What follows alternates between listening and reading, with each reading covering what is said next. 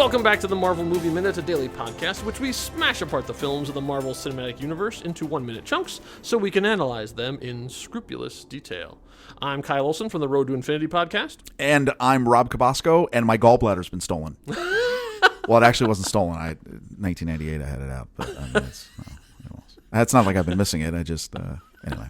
Go ahead. So we're here to talk about minute 6 of 2008's Incredible Hulk, directed by Louis Leterrier. Picking up right where we left off, Bruce is learning to control his emotion. It's kind of cool because we've never really seen this in anything before. He is learning to control his instant reaction so that he doesn't get, I guess, for lack of a better word, triggered by, like basically if he stubs his toe, he doesn't want to turn into the Hulk. So physical pain that happens to him on an accidental basis or something won't automatically trigger his rage. So he's learning to control that so it doesn't happen without his will. And tying this to heart rate. Okay, what this guy is doing with his stomach muscles, abdominal muscles, is insane, crazy. I've never seen that before. Like the amount of control he has over different. I don't even know. Do we have the same muscles as him? Like I haven't used any. I haven't used some of those in about 25 years. I know I could, like, when I was a younger fighting weight, I could bring my stomach in, but he can do you know those people who can roll and then like move their tongues. Yeah, this guy could do that with his abdomen. Yeah, I've never seen that before. It's insane. Yeah, I know. When I was in high school and weighed nothing, I could do that too. You could pull in, you could see your ribs, but yeah, those days are longer. But interesting though, there's obviously something to this, and people who either do meditation or various different ways of exercising. This whole idea of controlling your breathing, and really just sort of taking control of whatever is stimulating your mind with your physical reaction to it. Right, controlling your body, controlling your heart rate, controlling your emotions.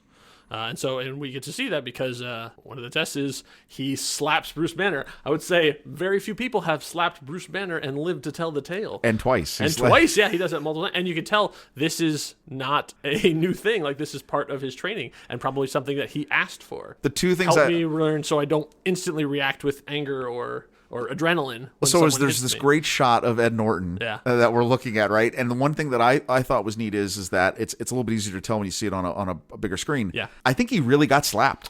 Because his face has got a little bit of pink to it that would be from somebody slapping you across the face and doing it with intent. And I love it. And I think Edward Norton's method enough that probably at least once he probably got cuffed right across the face for real, just so he knows what it was like. Oh yeah, you're gonna slap me. Okay, so question on the scene. Yeah. Does the guy know his secret? I would think no. I think he went to him and basically put. I would say definitely no, because it's been.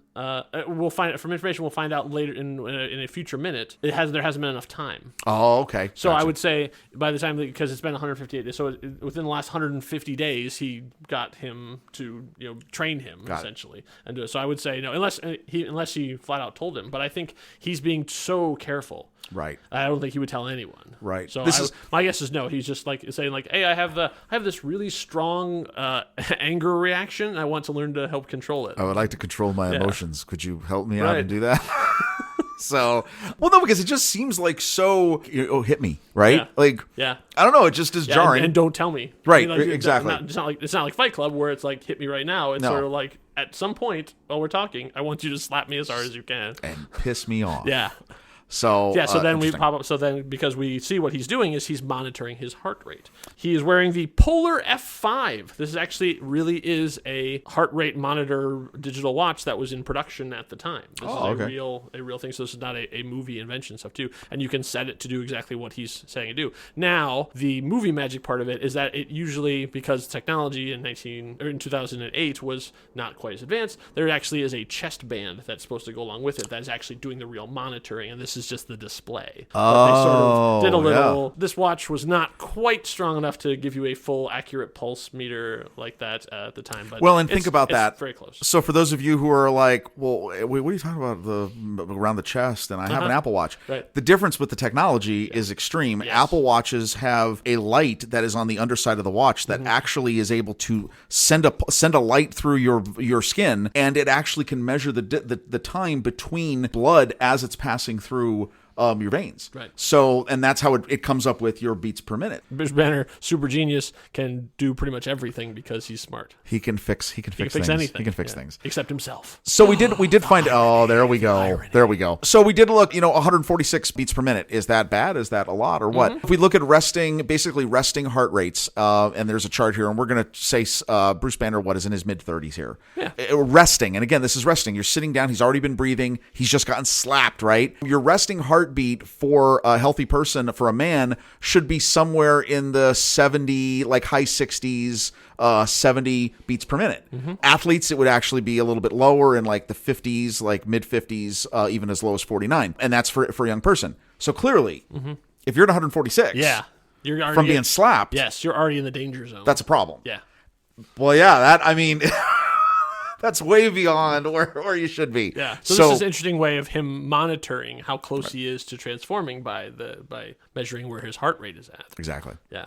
It's a fun little concession they do. One thing before we move on to beyond that, there's an odd thing I noticed in watching this, as we have to watch it in depth and sometimes frame by frame. Bruce Banner has a different color hair in the scene than he does in the rest of them. If you look in the scene, you will see his hair is black. It is jet black.